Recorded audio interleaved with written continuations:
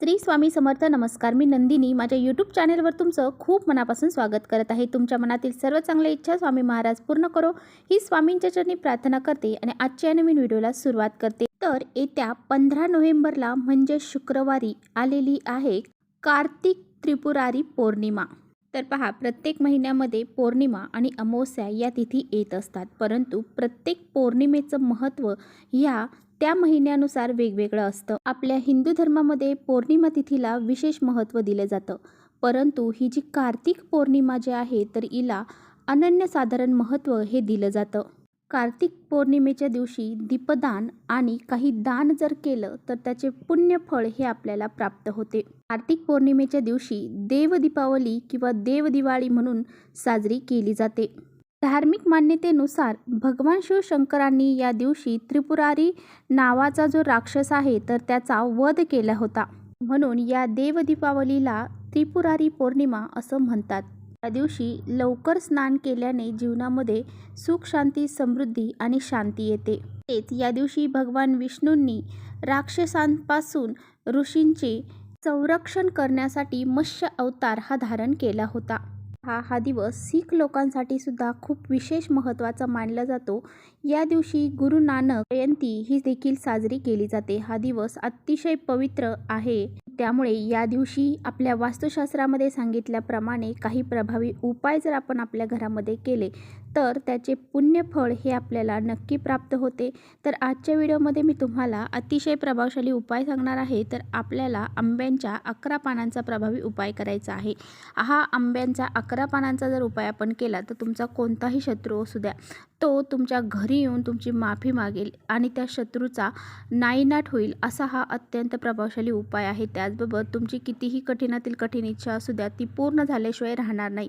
तुमच्या घराला लागलेली इडापिडा, नजरबाधा, वाईट शक्ती, त्याचबरोबर काही संकट, अडचणी जे असतात तर ते दूर होऊन जातील आणि तुमच्या घराची, मुलांची, पतीची खूप सारी प्रगती होईल. असा हा अत्यंत प्रभावशाली उपाय कसा करायचा आहे याबद्दलची संपूर्ण माहिती आजच्या व्हिडिओमध्ये आपण जाणून घेणार आहोत. त्यामुळे तुम्ही कुठे व्हिडिओ स्किप न करता शेवटपर्यंत नक्की बघा, जेणेकरून तुमच्यापर्यंत योग्य ती माहिती पोहोचेल. आपल्या चॅनलवर नवीन असाल तर चॅनलला सबस्क्राईब करा आणि असेच नवनवीन माहितीपूर्ण व्हिडिओ पाहण्यासाठी बेल आयकॉनलाही प्रेस करा, म्हणजे मी जेव्हा कधी नवीन व्हिडिओ अपलोड करेन त्याचं नोटिफिकेशन सर्वात अगोदर तुम्हाला भेटेल आणि तुम्ही एकही व्हिडिओ मिस करणार नाही. त्याचबरोबर कमेंट्समध्ये ओम नमो भगवते वासुदेवाय नमः हे लिहायला अजिबात विसरू नका. व्हिडिओ माहितीपूर्ण वाटला तर आपल्या मित्रपरिवारांसोबत शेअर देखील करा. तर पहा, आंब्याचे झाड हे आरोग्याच्या दृष्टीने खूप महत्त्वाचे मानले जाते. त्याचबरोबर या झाडाचं धार्मिक महत्त्व देखील तितकंच आहे. खूप सारं महत्त्व या झाडाचं सांगितलं जातं. आपल्या हिंदू धर्मामध्ये आंब्यांच्या पानांशिवाय पूजा ही अपूर्ण मानली जाते. आपण कलशामध्ये सुद्धा आंब्याची पानं धारण करत असतो. त्याचबरोबर आपण कोणतंही शुभ कार्य असू द्या त्यासाठी आंब्यांचं डहाळे हे लावत असतो. सत्यनारायण पूजा, अनेक पूजाविधी जे असतात त्यामध्ये आपण आंब्यांची लाकडं, त्याचबरोबर आंब्यांचे पानं याचा उपयोग करत असतो. होम हवनसुद्धा आपण आंब्याची जी लाकूड आहे त्यापासून करत असतो. तर पहा, ज्योतिषशास्त्रामध्ये सुद्धा आंब्यांच्या पानांचे भरपूर असे उपाय सांगितले जातात आणि हे उपाय जर आपण केले तर आपल्या जीवनामध्ये जे संकट अडचणी आहेत तर त्यापासून आपली मुक्ती होते. त्याचबरोबर भाग्य उजळते आणि उपाय जो आपण करतो तर त्याचा खूप चांगला फायदा हा आपल्याला होत असतो. जर तुम्ही आर्थिक समस्या आणि काही संकटांमुळे त्रस्त असताल, तुमच्या घरामध्ये सतत पैशांच्या अडचणी येत असतील, तसेच तुम्हाला एखाद्या व्यक्तीचा सतत त्रास होत असेल, आता ही व्यक्ती तुमच्या आसपास आजूबाजूला असू शकते, कारण असे काही शत्रू असतात तर ते गुपित देखील असतात, आपल्याला माहीत देखील नसतात आणि काही आपल्याला माहीत असतात. आणि असे लोक काय करतात की आपल्या घराला नजर दोष लावतात. तर असे काही व्यक्ती असतात की त्यांच्या मनामध्ये भरपूर प्रमाणामध्ये कपट भरलेलं असतं. दुसऱ्याविषयी कपटी भावना त्या व्यक्तीच्या मनामध्ये असते आणि यामुळे आपले जे काही कामं असतात महत्त्वाची तर ती पूर्ण होत नाही. आपल्या कामामध्ये नेहमी अडथळे निर्माण होतात आणि असे काही दोष दूर होण्यासाठी आपल्याला हा उपाय करायचा आहे. याला शत्रुपीडा असंही म्हटलं जातं. तसेच जर तुमच्या घरावर कुणी नकारात्मक शक्तीचा प्रभाव केला असेल, त्याचबरोबर तुमच्या घरामध्ये सतत भांडण, तंडा, क्लेश, कलह होत असेल तर तुम्हाला काय करायचं आहे, तर तुम्हाला या कार्तिक पौर्णिमेच्या दिवशी 11 आंब्यांची पानं तोडून आणायची आहेत. ती स्वच्छ पाण्याने धुवून काढायची आहेत. पानं घेताना स्वच्छ, व्यवस्थित आणि फाटली तुटलेली घेऊ नका. चांगली आणि अखंड पानं तुम्हाला घ्यायची आहेत. देठ असणारी पानं तुम्हाला घ्यायची आहेत. आता बघा, थोडंसं हळद आणि कुंकूची पेस्ट करायची आहे. थोडंसं पाणी टाकून आणि काडीच्या साह्याने त्या पानांवरती तुम्हाला एक स्वास्तिक काढायचं आहे.